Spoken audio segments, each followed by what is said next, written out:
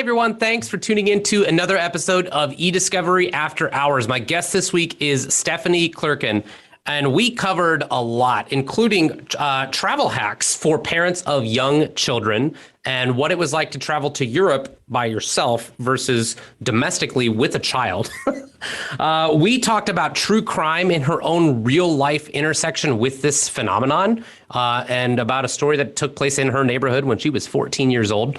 And then we transitioned over into how Stephanie selects, organizations, whether they are in her community or in our industry, of the time that she pours into all of her volunteering. And then we wrap up with a talk about, how do you evangelize efficiency with legal technology. So covered a lot of ground. It was a great episode, and I know you're going to love it. Sponsor is Discovery Master. When you are tracking document review projects in Relativity, whether you've got a massive workspace and you're just looking at specific subsets of it, or if you are tracking review projects across multiple workspaces, whether they are in Relativity Server or in Rel 1, check out www.discoverymaster.co to see how you can get real-time metrics, and check out the pricing for Discovery Master as well, listed right there publicly.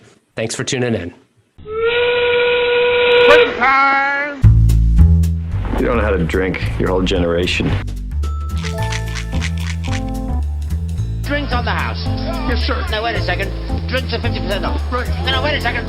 Double the price of everything. And I work only 16 hours a day. A union man only works 8 hours a day. I belong to 2 unions. And now, eDiscovery After Hours with your host, Ryan Short.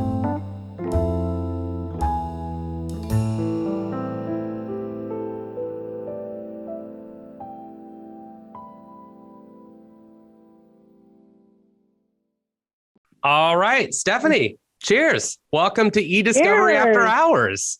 I even brought a specialized cup with me for this strawberry margarita, since I don't own any margarita glasses. I don't either. In fact, well, first of all, I got to take a little. Yours is fancier. Well, it's a ball jar. So Yeah. I'm from Muncie, Indiana. Muncie has Ball State University. It's the same family. It's who it was That named is- after. So I'll drink anything out of a ball jar. Fun fact, I only Googled where Muncie, Indiana was because I watched Parks and Rec on repeat for many, many years. They're not kind to Muncie, Indiana. No. Do you remember there was a movie like maybe 10 years ago called Valentine's Day? I think it was called Valentine's Day. And it was like this big ensemble cast. And Taylor Swift was in the movie. Wait, why did I say that? I was thinking of something different. You were talking about Parks and Rec. So my mind jumped here. So there was a guy who he was the guy from that 70s show, right? And at some point, was Ashton Kutcher in that one or a different guy? I haven't seen the movie. I just remember all the trailers for it. Yeah. So this guy, he was the main character in that 70s show. Not Ashton Kutcher, but like his best friend. Yeah. And he was just like, I'm from Muncie, Indiana. Like the craziest thing I've ever done is leave Muncie, Indiana. So the thing about that, right, is that Ball State actually has an incredible telecommunications program. Most famous alumnus, David Letterman. And so that counts. Yeah. So there's a ton of Ball State alums in Hollywood as writers or producers or whatever. Mm-hmm. So that's the reason you see Muncie in so many different, like it was in an episode. Okay. I remember in the 90s watching an episode of Boy Meets World and we got a call out. Like it's everywhere. That makes more sense a little bit now. Because I feel like I hadn't seen it after I saw it in Parks and Rec, in at least a couple other things. Yeah. So. Or the biggest small town you've never heard of. Or if you've had, you don't know why. That's more important. I think the second one. I agree. So we're drinking strawberry margs. How'd you land on this? Yes. So my favorite drink to get at any restaurant in St. Louis, and of course it's from a chain restaurant too. It's from Fuzzy Taco. I don't know if you have those in Indiana. No. But there are a couple in Missouri and a couple other states. But the food it's quick Mexican Americanized food. Nothing to brag about. But they have this thing called a Morning Glory, which is a strawberry margarita with a bottle of champagne dipped in it. Ooh. Or tipped over in it. So the whole time I was pregnant and not able to drink, I said my first drink I wanted afterwards was just a Morning Glory. So is that what you're drinking now? That is what, well, I don't have the bottle of champagne tipped in it, but Okay. This was my attempt to redo it, just lazier. I love it. I was like, I got to go grab some champagne, right? We're going to have to pause the recording. Yeah. No, that's fantastic. So, all right. Are you, is it frozen or what's the question with margs? It's always like, is it like frozen? On the rocks or frozen? Yeah, on the rocks or frozen. So this is actually the only one I like frozen. Okay. If I'm going to go to get Mexican and order margarita, it's usually on the rocks. And I'm really picky with her, sometimes with salt, but usually no salt or anything on the rim. That's my next question. Yeah. I'm realizing I like salt, but I'm realizing now, since this also not just as a podcast, it's also on YouTube, I probably shouldn't have salted it because I've taken 3 or 4 sips and I keep licking my lips, which is not a good look for anybody who's subjecting themselves to watching this. Yeah, I tend to like 2 little speckles of salt and then it's overkill. So I just nope, no need. You got to rock the kosher salt. It's awesome. I love it. I ran out of kosher salt once and used sea salt. Do not recommend. Not the same? Okay. Do not recommend. No, it's not a thing. So, all right. You mentioned being pregnant. You have an adorable little boy, Dominic. Yes. Yes. And you're first. Yeah. He is the first. Yeah. Yep. So we were chatting offline last week, I guess it was. You guys just took your first vacation and I made the comment, I think it was his first vacation. And I made the comment, it's not really a vacation once you have kids. It's just moving the circus to another town. What was your experience? Where'd you go and how was it? So we spent 9 days in Naples, Florida. My in-laws are down there until end of March, but they have an RV. So we rented an Airbnb. And my mom came with us, which was nice to have an extra hand. So it was my husband, myself, my mom, and Dominic. Well, sounds, easy enough. We're going to go to Florida. I completely underestimated the amount of stuff we had to bring. I mean, it almost didn't fit in my car. I had only rented us a full-size car. So upon arriving to the St. Louis airport, realized I'm going to have to upgrade this vehicle in Florida because we're not all going to make it in one trip. If not, with, just the luggage, we had a pack and play, the car seat, the stroller, our own stuff. We luckily, and this was a smart idea, had my mother-in-law went to a Once Upon a Child resale shop in Florida and bought a high chair we could use. Got some toys for really cheap. And then we actually shipped diapers and some stuff from Amazon straight down there. So didn't have to pack it, which was nice. We could have bought it at the store too. It just seemed easier to have it there when we arrived. Yeah. But it was, yes, it was a vacation and it was 85 and on a beach and it was at home snowing multiple times while we were gone. But it was exhausting. It was, there was no sleeping in. There was no going out late partying. It was, like you said, just move the circus to another town. It's funny that you mentioned those travel hacks because you really start to learn those. I mean, as a, in my previous life, before I met my wife, I went to Europe a couple of times for 9 or 10 days with only a carry-on, Same. Yeah. 10 days with a carry-on. Yes. And then you have a single child and you go to stay with your in-laws for like an extended weekend. And you're like, I've got 3 checked bags for the kid alone. It's unbelievable. Like how much stuff a little human being needs. And that's not like toys or like luxury items. It's like all of the essentials to keep them alive. It's crazy. And the amount of stuff that we didn't even bring that if I would have had to bring would have just been even more insane. Cause he's 9 months right now at time of filming here. He's 9 months. So he's still mainly doing, bottles and, breastfeeding, but we're starting to introduce more and more table food. So we just bought that stuff there, because if not, that would have been way too much to try to figure out at the airport. And I have pre-check / global entry, and my husband does not. So I took, baby came with me, and I made everybody else go through the other line, because so much easier. Still thought I was stronger than I am and could lift the stroller one-handed on the conveyor belt. I cannot. So thankfully, there were a lot of nice people in line at the airport that helped me through, and there was nothing else I could do. It was either TSA helping me or they helped me. But how was he on the plane? The whole way there, let's see, the way there, so it was about a 2.5 hour flight. Way there, slept an hour, played a half hour, slept again. Beautiful. Angel. Way back, he was very anxious and didn't want to sit still, but again, not crying. So he played about an hour and a half and then slept the rest. So again, we'll Perfect. take it. The kids, I mean, that's perfect. We'll take it. I have been on a red-eye flight across the Atlantic before where this poor child must have screamed for 4 or 5 hours. Luckily, even it was before I had kids, but I was in no way, shape, or form upset at the kid. I just felt horrible for this mom who, was mortified and stressed. Even she's like the chillest person in the world. And she's like, what are you going to do? Like, you're just biologically wired. Like, your heart rate rises when your offspring is in distress. So I just can't do anything about it. Yeah. Yeah. So.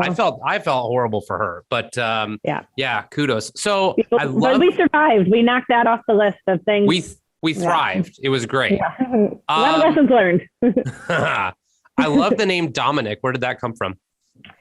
So so half of my family is Italian. So growing up, there was always a church called St. Dominic's nearby, which I always just liked the name. Yeah. And I think the name Dominic was in a movie. I think it was Kindergarten Cop or one of those when I'd watched growing up, and I liked the name then. And we started, looking at names, and I think I had 50, and that 50 got knocked down to 20 because of people we just didn't like. Nope, don't like that name. Associate that with somebody else. Yep. Eventually down to 3. And we just kept coming back to, Dominic, because I wanted something kind of traditional, but not where there'd be 15, potentially in his class with the same name. So we ended up with Dominic, and then middle name Michael, kind of carries on my husband's middle name tradition, and half of my family, surprisingly, even people married into my family have the middle name Michael. So it's kind of it kind of worked. So it's very on brand. Yeah. And then I realized afterwards his initials are, DMC. So we're going to do a lot of run DMC here in the future. Yeah. His Halloween is set until he's old enough to make his own decision. And I've learned from him watching some TikTok videos. He's a fan of 90s R&B. We just had my first son, and his name is John Paul. And so I was like, oh, this is perfect. Like, he's going to be the Pope for Halloween. Well, that's exactly what I thought of when you said his name. I'm like, I know that name.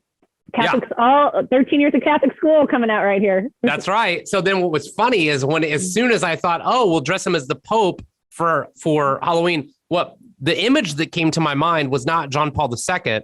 It was Moira Rose from Schitt's Creek. Yes. So I don't know what that says. Maybe I'll have to consult my spiritual advisor on matters of my mental associations. We'll see. I'm currently trying to convince a friend to let me throw a Schitt's Creek themed sprinkle.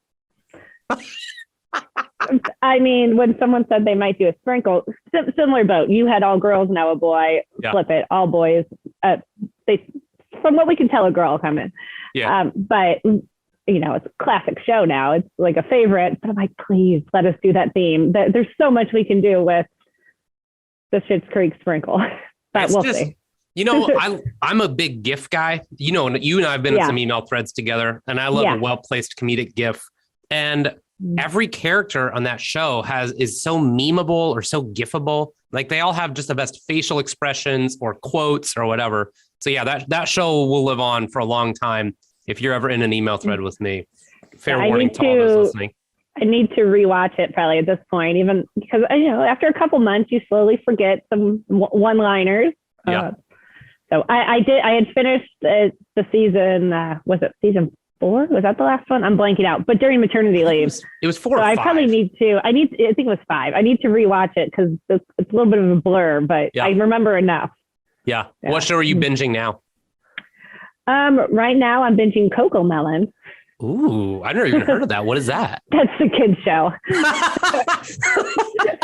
Okay, that would make sense. I'm not binging anything. I need to finish watching Ozark. That is, if I'm going to finish a series, I need to finish Ozark. Yeah. Talk about not just like this cultural moment where everybody loves the show, but hello, it's in your backyard, Yes. As someone who spent, every other weekend for a couple of years in Lake of the Ozarks, it wasn't really filmed there because anyone who's local is like, this is not what it actually looks like. Yeah. But there's some references you pick up on. And, I'm like, this is the last season. Normally I would have already watched it in like one weekend, but every time I start it, I get distracted and I'm like, okay, I need to focus. But speaking of shows in our backyard, there's a mini series on NBC coming out called The Thing About Pam. And it's based on, I think it starts March 8th through, I don't know when it ends, but it's based on a murder that happened half hour outside of St. Louis. That fact is, the truth is weirder than fiction in this case. And it is probably the weirdest story I've watched true crime wise, and it's happened locally. So Google that, you'll see it was 10 years old. A lady with cancer was found murdered and they arrested her husband. Husband went to jail or prison for a couple of years, got exonerated. Her best friend then got arrested for murder eventually. In the meantime, she had killed someone else trying to convince the police that she wasn't the murderer. It's a big mess, but it's a hot mess. And it starts, it's NBC made a mini series out of it with Oscar winning, celebrities in it and everything. So we followed it here for a decade. And if you like true crime, I was going to say, so true crime, like that's your thing. Like you listen to the podcasts and you dig those little mini series and all that. Oh yeah. Oh, that freaks me out. Like, cause I'll be laying in bed and, we live in a 60-year-old house. We'll lay in bed and then the radiator will like clank or something. And you're like, yeah, like I just can't do it. It's funny you say that because again, pre-baby. Now it's if I lay down, I'm going to sleep, not watching TV, but I would turn on old episodes of Forensic Files to fall asleep because I'd already seen them and they were soothing. How funny. My husband would wake up and be like, you have to turn this off. This is disturbing and I can't go to sleep. So yeah. I agree with him. Let's just be clear. But I did learn a lot of survival tips, I guess, from watching probably, I don't know if Dateline was around, whatever was around in the, mid 90s, Unsolved Mysteries. And I think so. Dateline was like the 2000s. Yeah. America's Most Wanted, all of those shows, Forensic Files too, that taught you, basically what not to do as a teenage girl. And I use those to, save my life potentially when I was followed at 14 by who turned out to be a known kidnapper. So I actually use those to my benefit. Oh, wow. Yeah. Where's that guy now? He got a 10-year sentence back in, I don't know, 1999? So he might be free or dead. I'm not sure.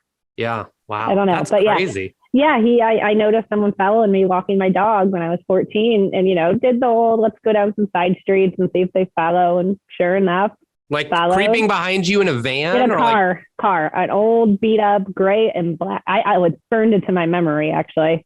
Oh. But I took a rock and wrote down his license plate number in the asphalt because I was afraid I'd forget it, which I actually didn't need it. I remembered it, but did my own little hiding and booked it home. And I want to say, I don't know who was home, but told, mom or dad, whoever was home at the time. And within like an hour, my neighborhood friends up the street called and said, "Oh my gosh, you'll never believe what happened.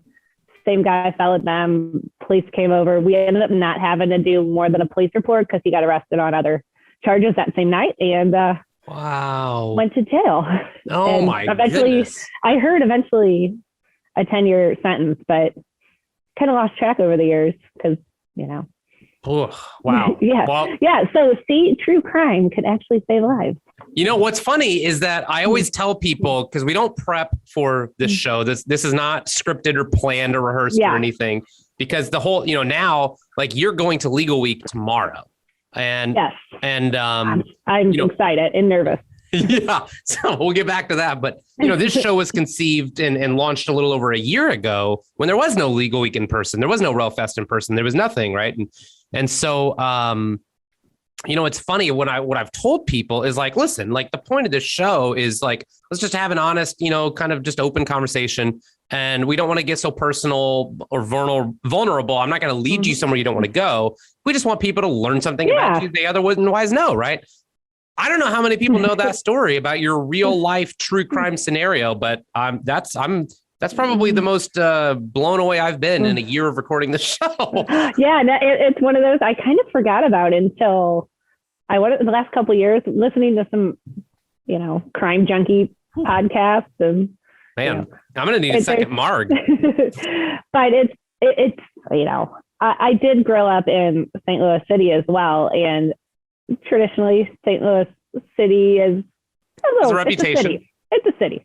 Yeah. So I was taught at a very early age, what to look out for and be observant. And, some of those attention to detail obviously spills over to work now, but started at just neighborhood watch level. Yeah, man, that's crazy. So Stephanie, I want to ask another question or two before we turn to opening the floor for what's on your mind. So one thing that a lot of people know is your name and face, right? You're involved with ILTA. It's certainly been nominated for, I think maybe won a Relativity Award. You do stuff with the San Francisco Paralegal Association. Like, you're everywhere, but that involvement goes beyond the industry.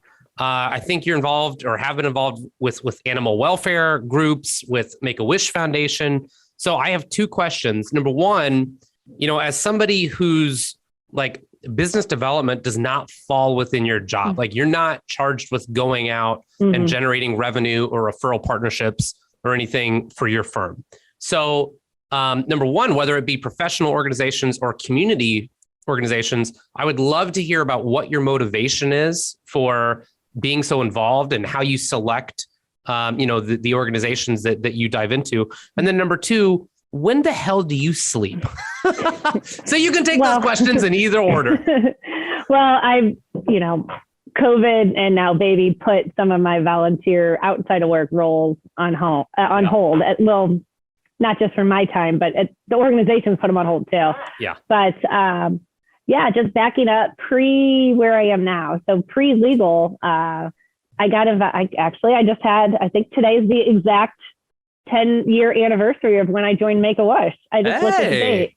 And I joined Make-A-Wish's St. Louis group the night they were hosting a happy hour to launch a young professional group, literally 10 years ago, and went there and thinking, I was in finance and consulting. You can get, it's like legal. It's very high demand, stressful. You kind of get so in the weeds and, into work that you kind of forget there's stuff outside of it. Yeah. So I went there to get grounded, I guess is a good way to put it. Like, realize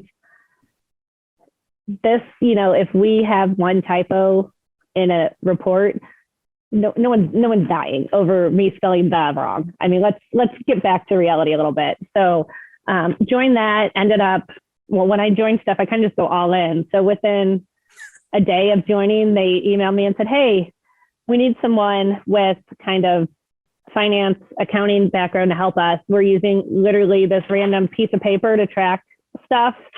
can you help us? So then I joined, became a board member, served as president twice over the last couple of years, or not couple of years, I guess 2014, 15, I don't know. I've lost the dates. Yeah. For about a 4-year period, I was our president. Now I've, transitioned it to a good friend of mine took over as president, I'm on the older end of the young professional spectrum. So needed someone that can pull in some more fresh talent. But I've also, during that with Make-A-Wish, worked on, I think, 7 or 8 wishes with the kids and the families.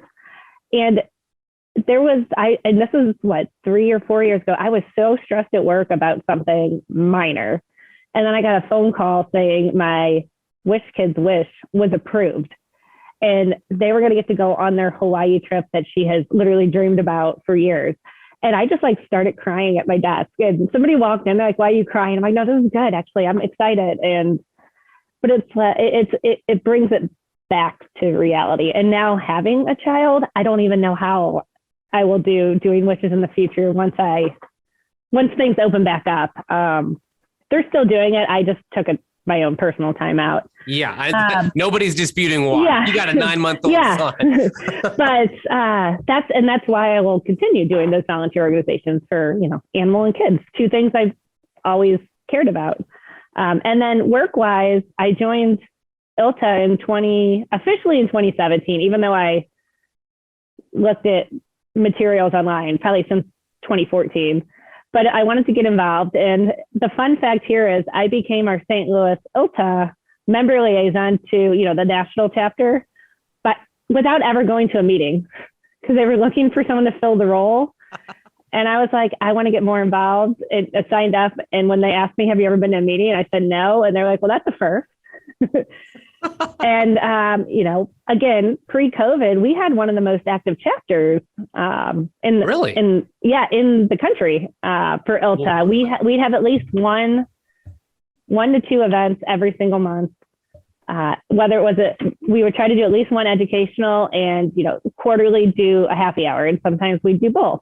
But I mean, we'd have 60 people showing up in what's considered a smaller, city. And we had, great turnout, great speakers, and I'm going to have to try to build that back again when things slowly are getting back to normal. But same way, I threw myself all in, did that, decided I'm going to join the conference planning committee, help plan the actual national conference 2 years, wrote some blogs. I'm now our liaison for relativity. Since we're already a relativity customer, real easy transition for me being liaison. They already get my opinion when they don't want it. So why not give them an avenue to do it both ways? So yeah.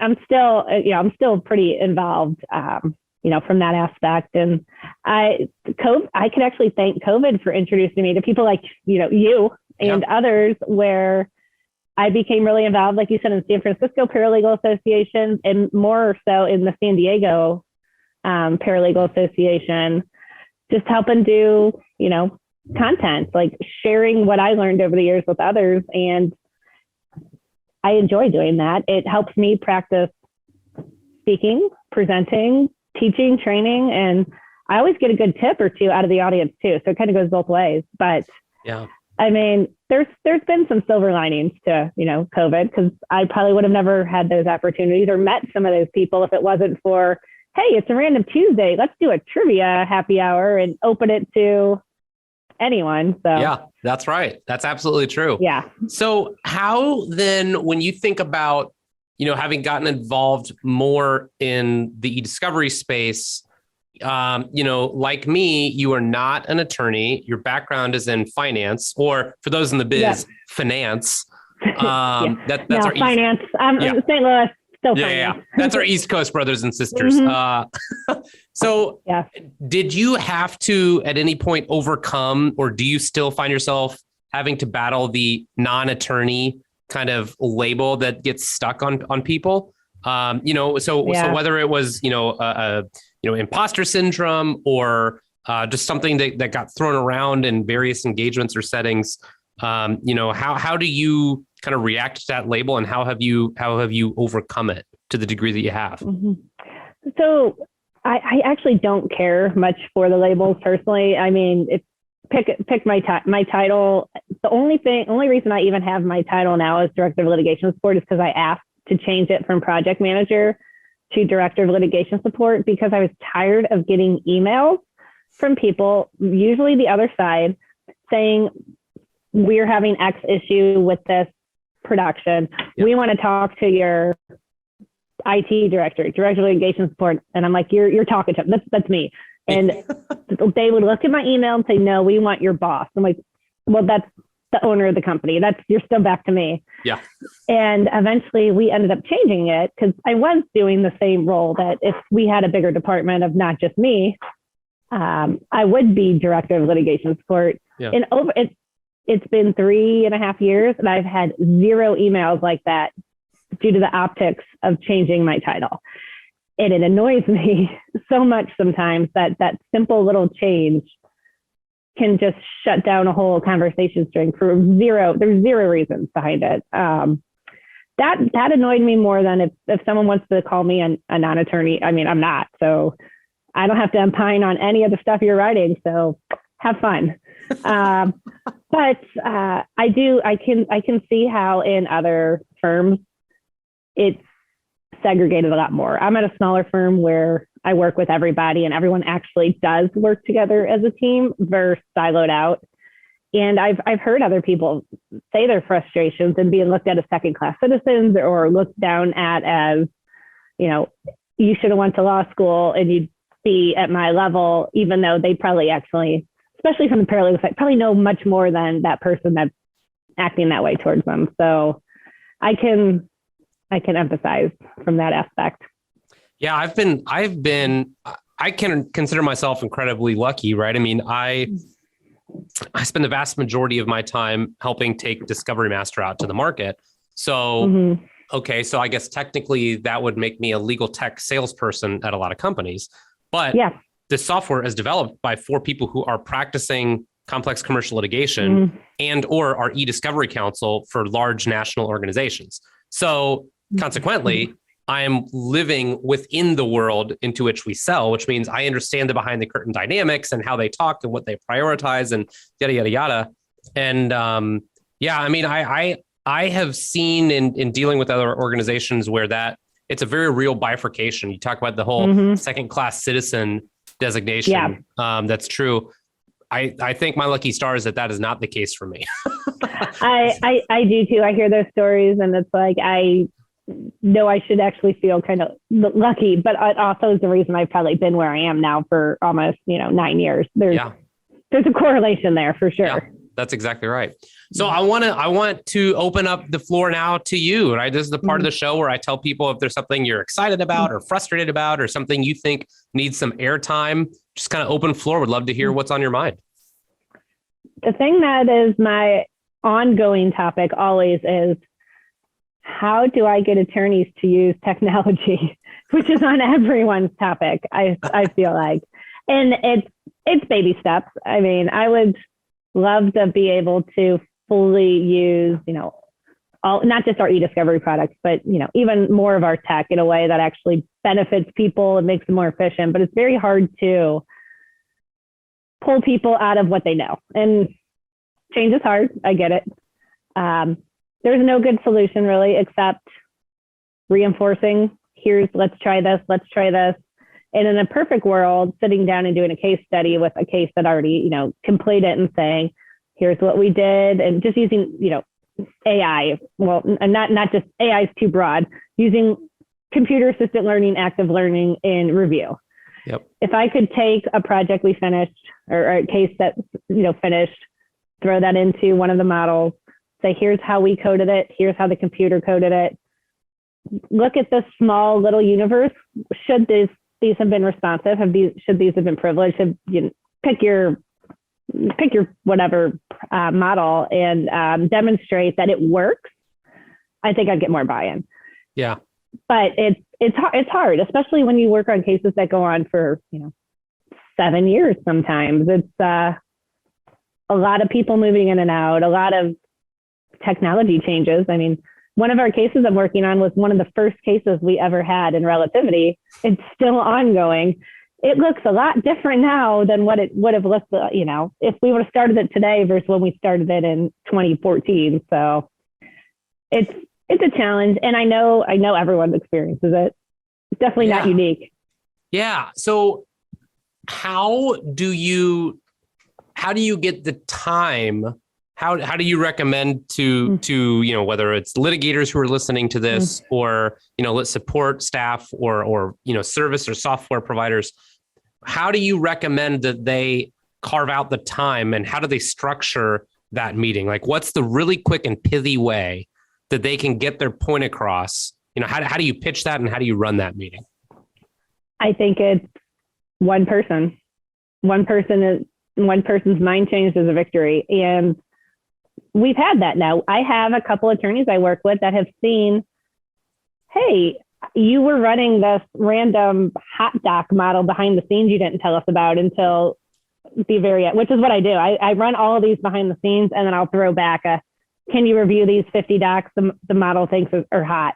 Yeah. And they came back as there was actually, I think there's only like 10, but that's a pretty broad subject to try to train a model on. Yeah. But that person's now intrigued and now understands I have this running in the background for future cases.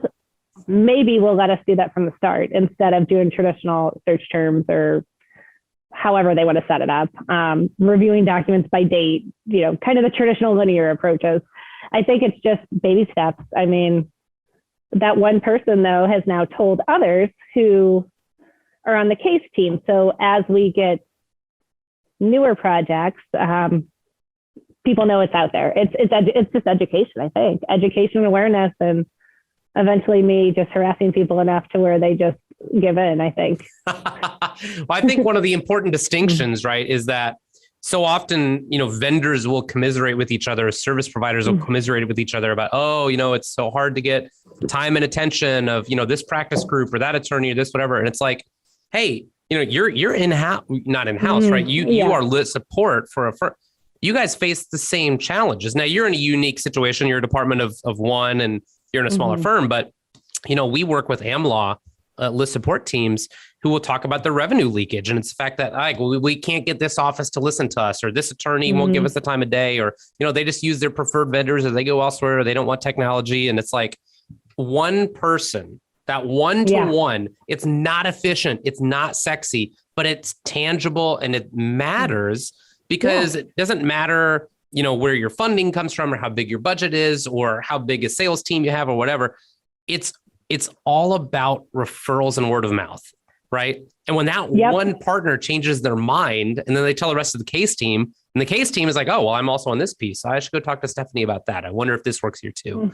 That's so much more materially beneficial than you holding a lunch and learn for the team or you sending out emails to the team, right? Because it's that credibility that comes from the end user, so to speak. And it's not just something as big as, AI models. It has been something as small as we're doing something manual in Excel. Is there a better way? And now people throughout the firm, even on onboarding, know if I'm going to be typing something number-wise in Excel and it looks like it's taking too long, just email me or call me. And that's actually part of our onboarding now. Don't do that. We'll figure out another way. So it is. It's like you said, finding a way to relate and then getting, people hooked somehow, whether it's Excel, whether it's a case study proving it. It varies for everyone. There's no like magic formula. You could say, hey, replicate this, but that I feel like that's kind of half my job is playing, answer of random questions throughout the day. And that's how the attorneys that we work with feel too for their clients. Yeah. Awesome. Hey, Stephanie, this was awesome. We covered parenthood, true crime, and evangelizing efficiency. That is a full podcast. I love it. Hey, thanks. I love evangelizing efficiency. That actually is a great way to put that. I don't want to spend 8 hours doing something that should take 8 minutes. Yeah. In Excel. We'll make a t-shirt. Done. Cheers to that. Thanks for coming on. Thank you.